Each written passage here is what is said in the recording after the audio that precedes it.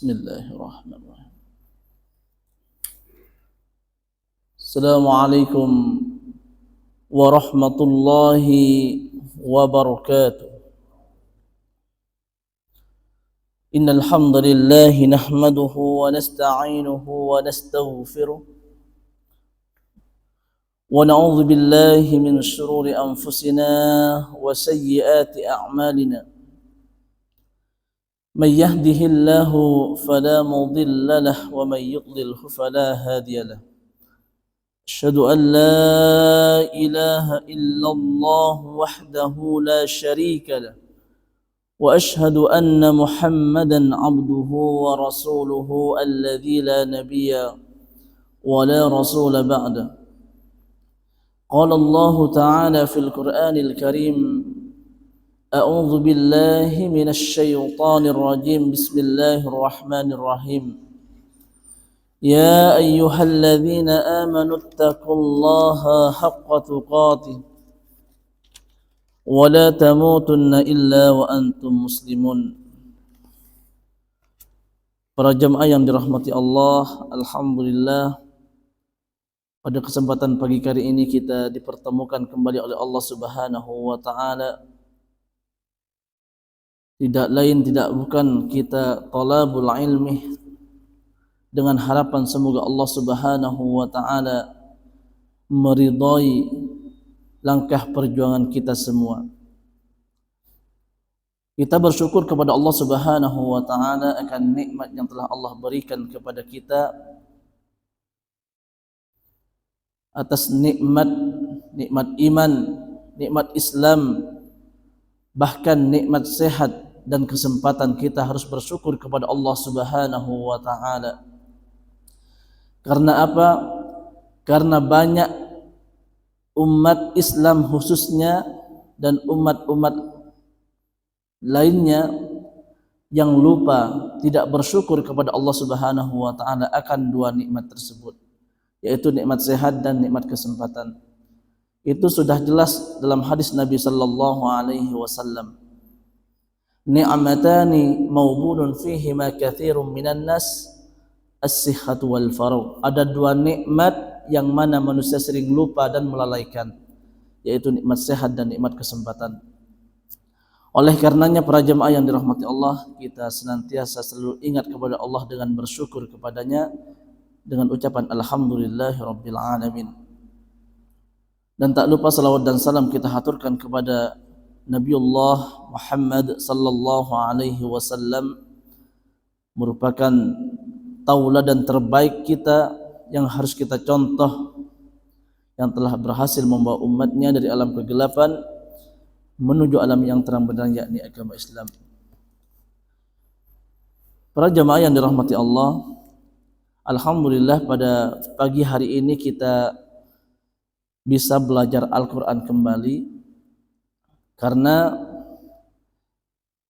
tidak semua masjid yang mengadakan kajian tentang Al-Quran, terutama tajwid atau tahsin ini. Tujuan kita mempelajari Al-Quran yaitu agar supaya kita membaca Al-Quran itu dengan baik dan fasih sesuai dengan apa yang telah diajarkan oleh Rasulullah sallallahu alaihi wasallam. Nanti pada hari kiamat Al-Quran akan memberikan syafaat bagi pembacanya dengan syarat, yaitu kita membaca dengan kaidah tajwid, dengan tahsin yang benar, bukan seperti yang sering dilakukan oleh orang di luar sana yang membaca Al-Quran hanya kedengaran pada awal ayat dan akhir ayatnya.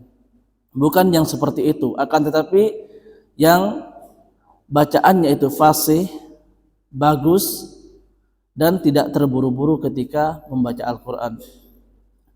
Dan juga tujuan kita mempelajari Al-Quran yaitu agar supaya memelihara lisan kita agar tidak keliru dalam bacaan Al-Quran, dan juga menggapai ridha Allah Subhanahu wa taala. Ini yang terpenting, dan juga mengharapkan pahala yang sangat besar bagi orang yang membaca Al-Quran dengan fasih dan benar. Karena orang yang membaca Al-Quran dengan fasih, dia itu akan bersama para malaikat yang mulia.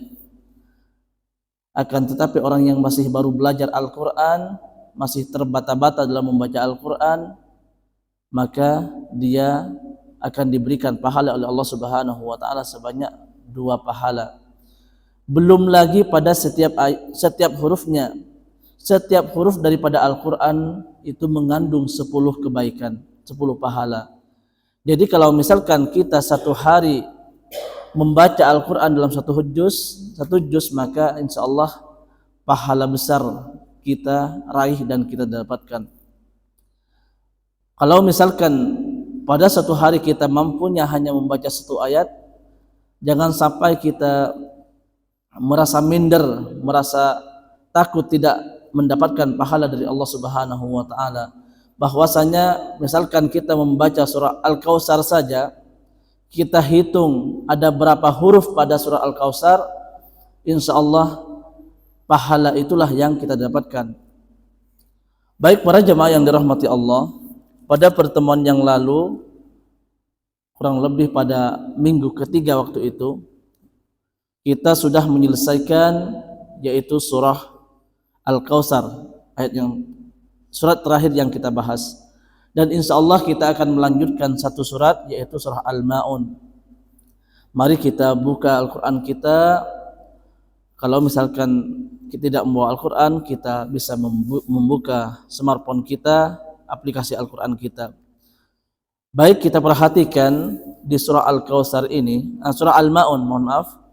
Ini ada kurang lebih 7 ayat. Dan belajarnya ini santai, akan tetapi kita harus memperhatikan kaidah tajwid dasarnya terlebih dahulu, agar supaya bacaan kita tidak keliru dan tidak asal-asalan ketika membaca Al-Quran. Baik, kita perhatikan surah Al-Ma'un. A'udzu billahi minasyaitonir rajim. Bismillahirrahmanirrahim. Ara'aital ladzi yukadzibu bid-din fadzalikal ladzi yad'ul yatim wa la yahuddu 'ala ta'amil miskin fawailul lil musallin alladzina hum an salatihim sahun alladzina hum yura'un wa yamna'unal ma'un. Nah, alhamdulillah.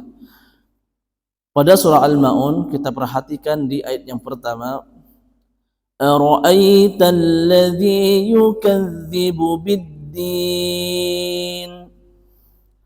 Pada kata ara'aita, kita di sini menemukan mad lin, yaitu pada kata aita. Kenapa dikatakan mad lin atau mad layin? Yaitu karena di sini ada ya sukun.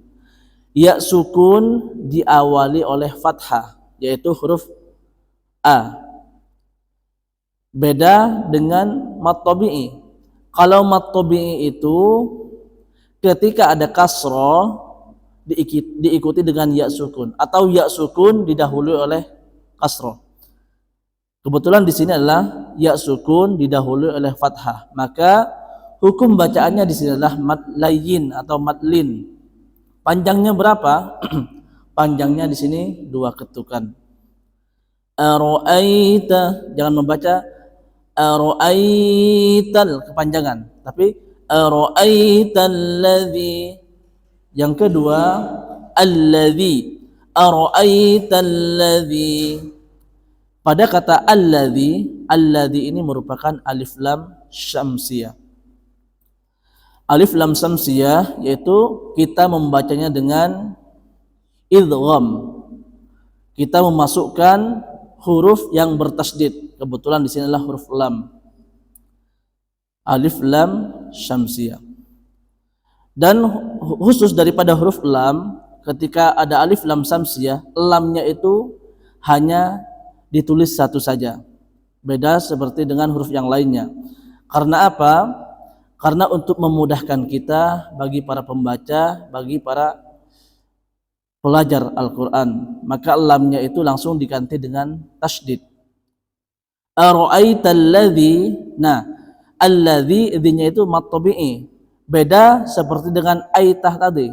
Kalau di sini adalah ya sukun didahului oleh kasroh. Kalau madlin tadi ya sukun didahului oleh fathah, akan tetapi kalau ini ya sukun diawali oleh kasroh atau kasroh diikuti dengan ya sukun, sama saja. Itu mad tabi'i. Dan perlu diketahui bahwasanya mad tabi'i ini adalah mad asli. Mad asli panjangnya itu 2 ketukan.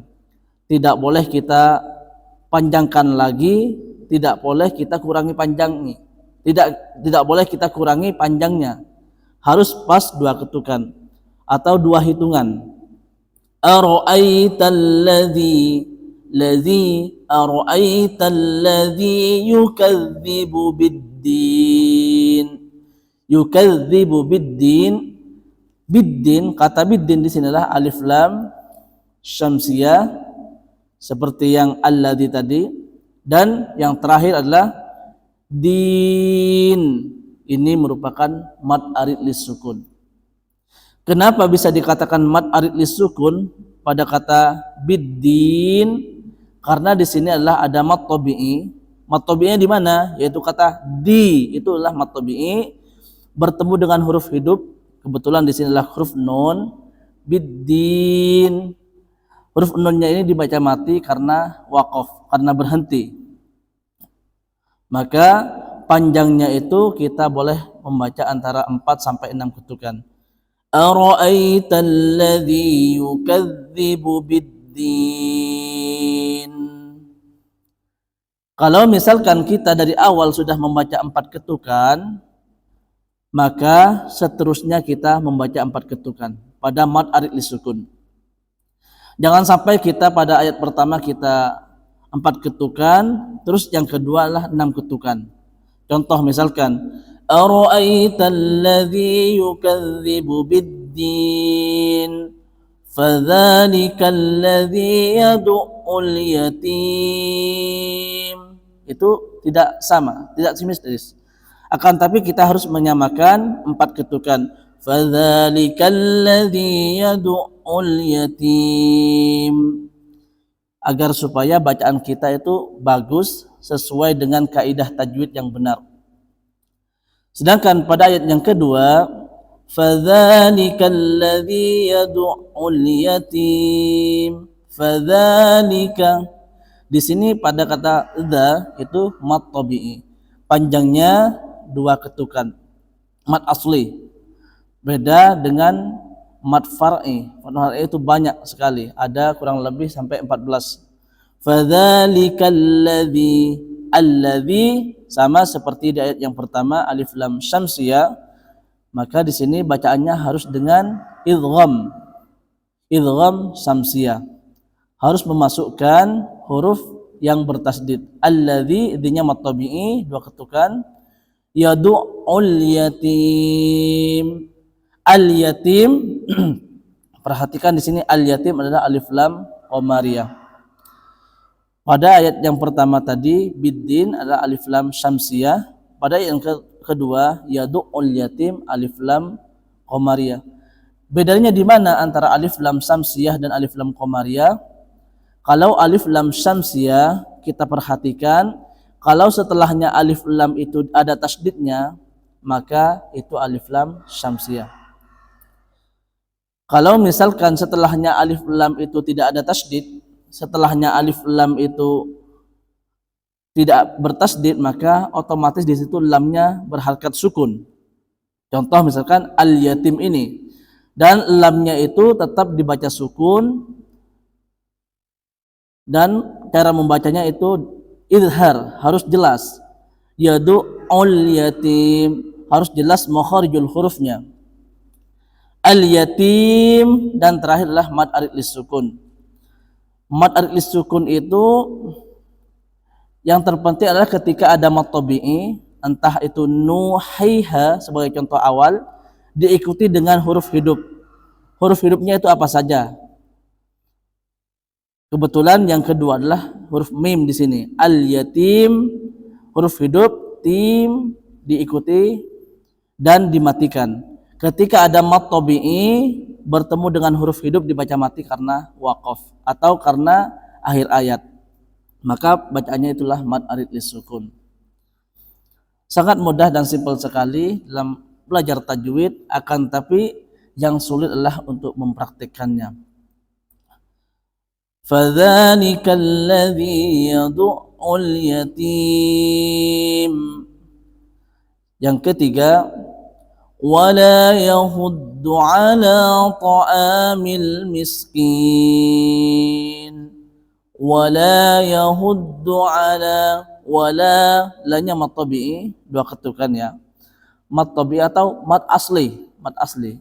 Kenapa dikatakan mad asli? Karena panjangnya itu harus pas dua ketukan, tidak boleh kita kurangi dan tidak boleh kita tambah. Wala yahuddu ala juga mad tabi'i, mad tabi'i lagi, ta'amil miskin. Al miskin ini sama seperti al yatim, alif lam qamariyah. Al miskin diakhiri dengan mad arid lisukun. Dan untuk surah Al-Maun ini akhir ayatnya semuanya diakhiri dengan mad arid lisukun. Saya ulangi lagi, mad arid lisukun ketika ada mad tabi'i bertemu dengan huruf hidup dibaca mati karena waqaf. Wala yahuddu ala ta'amil miskin. Yang keempat, fawailul lil musallin. Fawailul lil musallin. Kata fawailu di sini ada ya sukun diawali oleh fathah sama seperti ara'aitah tadi. Maka hukumnya adalah mad layin. Dua ketukan. Fawailul lil musallin atau fathah diikuti dengan ya sukun, itu sama saja pengertiannya. Pengertian daripada mad layin. Fawailul lil musallin. Nah, perhatikan di sini ada dhammatain. Ada tanwin bertemu dengan lam. Ketika ada tanwin bertemu dengan lam, maka di sini hukumnya adalah idgham, tapi bukan bi gunnah, bila gunnah. Idgham itu ada dua, idgham bi gunnah dan idgham bila gunnah. Kebetulan di sini adalah idgham bila gunnah karena ada dhammatain bertemu dengan lam. Dan di sini kita tidak boleh mendengungkan, harus jelas fawailul lil musallin, bukan membaca fawailun, salah, tapi fawailul lil musallin. Musallin sama di sini diakhiri dengan mad arid lisukun. Fawailul lil musallin. Sedangkan yang kelima, alladzina hum an salatihim sahun. Alladzi ini adalah alif lam syamsiyah. Kita memasukkan, cara membaca adalah memasukkan huruf yang bertasdid. Alladzi idzinya mad tabi'i, nahum an salatihim sahun, ada mim sukun di sini, perhatikan. Ada mim sukun bertemu dengan ain. Mim sukun bertemu dengan ain itu adalah idhar syafawi, bukan idhar halqi tapi idhar syafawi. Dan perlu para jemaah ketahui bahwasanya hukum mim mati itu ada tiga. Yang pertama, ketika ada mim sukun bertemu dengan mim, bertemu dengan huruf mim, itu namanya idgham mimi. Yang kedua, ketika ada mim sukun bertemu dengan ba, itu hukumnya adalah ikhfa safawi. Dan yang terakhir, ketika ada mim sukun bertemu dengan selain dari dua huruf itu yaitu mim dan ba, semuanya itu adalah idhar syafawi. Ini untuk membedakan daripada hukum mim sukun. Hanya ada 3 itu tadi. Mim sukun bertemu dengan mim idgham mimi, mim sukun bertemu dengan ba ikhfa syafawi, dan mim sukun bertemu selain daripada dua huruf yaitu mim dan ba itu semuanya adalah idhar syafawi. Alladzina hum an salatihim sahun, di sinilah mim sukun bertemu dengan ain itu idhar syafawi, harus dibaca dengan jelas. Yang kedua, an salatihim, ada nun sukun. Nun sukun bertemu dengan sod, di sinilah ikhfa hakiki. Cara membaca adalah kita samarkan dan sedikit didengungkan. Untuk menyamarkan bacaan daripada ikhfa hakiki ini, kita seakan-akan menengkan huruf tersebut. An salatihim, bukan an tapi ang, ada angnya. An salatihim sahun. An salatihim, solanya itu mat tabi'i. An salatihim, sama di sini ada mim sukun bertemu dengan sin, yaitu ikhfa hakiki. Kita samarkan, sedikit didengungkan. An salatihim, an salatihim, ada mim sukun, mohon maaf, mim sukun bertemu dengan sin, idhar safawi, bukan ikhfa hakiki tapi idhar safawi, karena di sini mim sukun bukan nun sukun. An salatihim sahun, mim sukun bertemu dengan sin itu idhar safawi seperti yang dijelaskan tadi. Sa mat tabi'i, hun mad arid lisukun. Alladzina hum an salatihim sahun. Para jemaah yang dirahmati Allah, sebenarnya untuk mengetahui dan memperlancar kita untuk membaca Al-Quran, untuk pemula kita seharusnya talaki, harus bergantian. Akan tapi karena disinilah bentuknya kajian, maka kita belajar memahami satu persatu saja, satu persatu daripada kaidah tajwid ini. Sebenarnya sama saja, akan tetapi kalau misalkan kita talaki itu lebih enak, lebih mudah untuk memahaminya. Alladzina hum an salatihim sahun. Selanjutnya ayat yang ke-6, alladzina hum yura'un.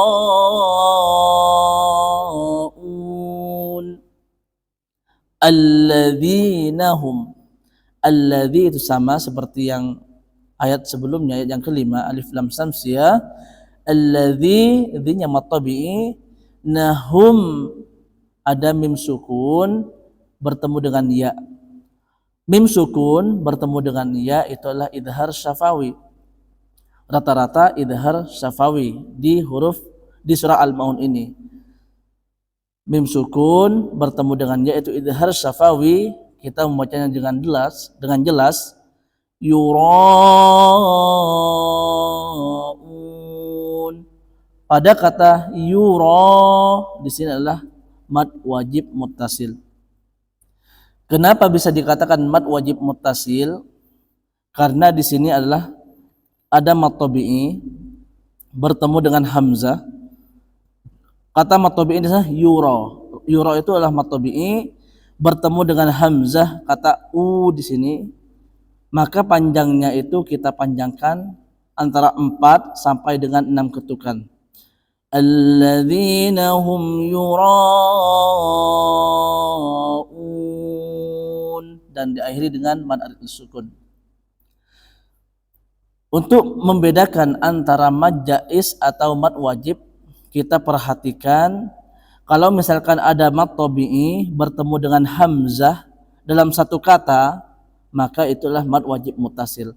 Akan tetapi ketika kita menemukan mad tabi'i bertemu dengan hamzah juga tapi di luar kata, artinya itu sendiri-sendiri, maka itulah mad jaiz munfasil. Dan tanda palangnya di atas itu berbeda. Tanda panjang atau tanda palang di atasnya itu berbeda untuk mad jaiz dan mad wajib muttasil. Alladzina hum yura'un, yang terakhir wa yamna'unal ma'un. Wa yamna'una, ada mim sukun di sini. Wa yamna'una, mim sukun bertemu dengan nun, itu idhar syafawi. Wa yamna'u, unya mad tabi'i, nal ma'un, al ma'un alif lam qamariyah. Saya ulangi lagi, alif lam itu ada dua, alif lam samsiyah dan alif lam qamariyah. Kalau alif lam samsiyah itu diikuti dengan tasdid, kalau alif lam qamariyah tidak ada tasdid, otomatis lamnya disukunkan. Wa yamna'unal ma'un. Nah, pada kata wa yamna'una, yang pertama adalah mad tabi'i, sedangkan yang kedua adalah mad arid sukun. Karena yang pertama itu berada di tengah kata, otomatis di situ nunnya dihidupkan. Wa yamna'una, itu mad tabi'i, masih mad tabi'i. Terus yang kedua, wa yamna'unal ma'un. Kata ma'un sudah menjadi mad arid sukun karena di sini ada mad tabi'i, yaitu o bertemu dengan huruf hidup. Kebetulan di sini adalah huruf nun, dibaca mati karena waqaf. Otomatis panjangnya juga ditambahkan, bukan dua ketukan lagi. Wa yamna'unal ma'un, mad arid sukun. Alhamdulillah, ini surah Al-Ma'un. Mungkin hari ini hanya satu surat saja. Yang terpenting pada diri kita selalu dihiasi dengan Al-Quran. Setiap hari kita minimal, kalau misalnya tidak sempat, satu ayat harus membaca Al-Quran. Karena apa? Jangan sampai jadikan diri kita itu seperti kuburan yang tidak pernah membaca Al-Quran, yang hari-harinya kosong tanpa Al-Quran. Semoga Allah Subhanahu wa Ta'ala menjadikan kita hamba pilihan yang dipilih oleh Allah Subhanahu wa Ta'ala, yang selalu senantiasa senang berinteraksi dengan Al-Quran. Kita akhiri kajian tajwid pada pagi hari ini dengan doa kafatul majlis. Subhanakallahumma bihamdik, asyhadu an la ilaha illa anta, astaghfiruka wa atubu ilaik. Wassalamualaikum warahmatullahi wabarakatuh.